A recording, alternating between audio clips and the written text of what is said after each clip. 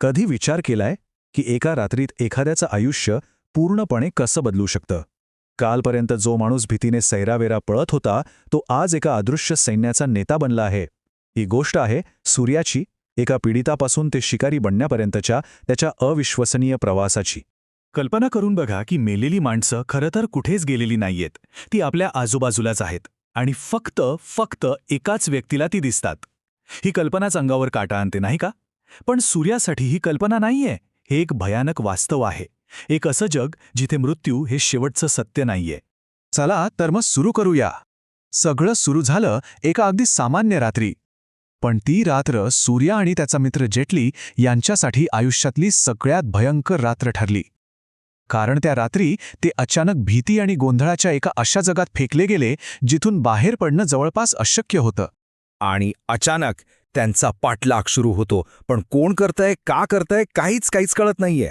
त्यांच्या समोर अशा शक्ती आहेत ज्या त्यांना समजत नाहीयेत आणि भीतीने त्यांच्या तोंडून फक्त एकच शब्द बाहेर पडतो, हे तर भूत आहे.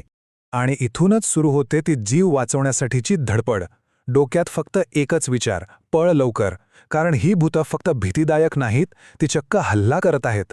म्हणजे हा धोका खरा आहे. आता ही काही साधीसुधी भूतं नाहीत बरं का.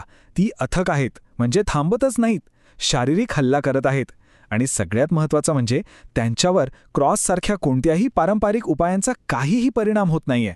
म्हणजे यांच्यापासून सुटका मिळवणं जवळजवळ अशक्यच आहे. धावता या जीवघेण्या पाठलागातून वाचण्यासाठी त्यांना फक्त एकच जागा दिसते, एक मंदिर. एक अशी जागा जिथे त्यांना वाटतं की आपण सुरक्षित आहोत.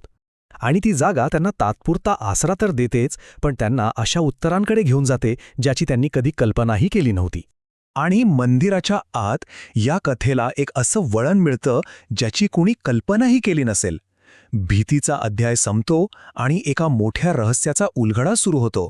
एक स्वामीजी येतात जे सूर्याच्या संपूर्ण वास्तवाची व्याख्याच बदलून टाकतात.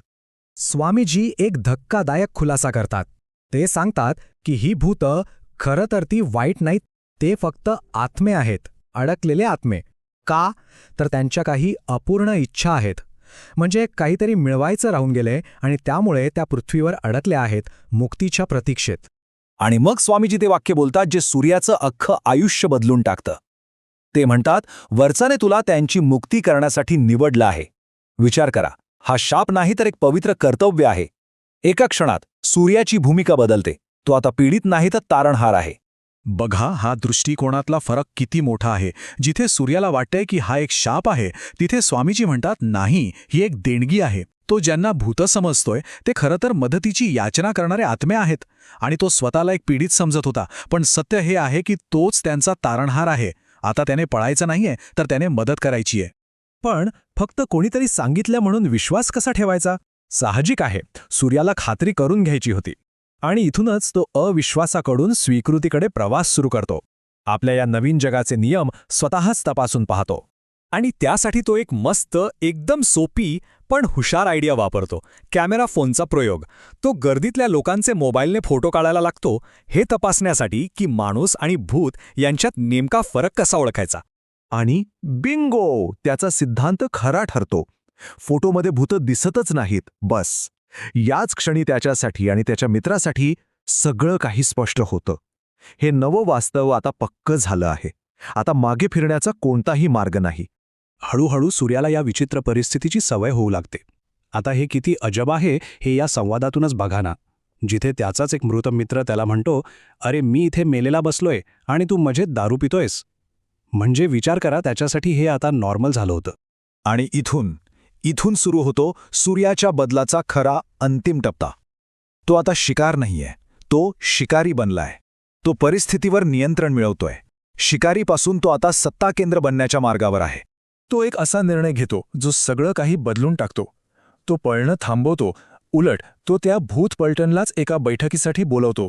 तो आता त्यांच्याशी वाटाघाटी करायला तयार आहे. आणि तो जो प्रस्ताव त्यांच्यासमोर ठेवतो तो अक्षरशः धाडसी आहे. तो म्हणतो, एक डील करूया. फर्स्ट इनिंगमध्ये तुम्ही माझी मदत करा आणि सेकंड इनिंगमध्ये मी तुमच्या इच्छा पूर्ण करेन.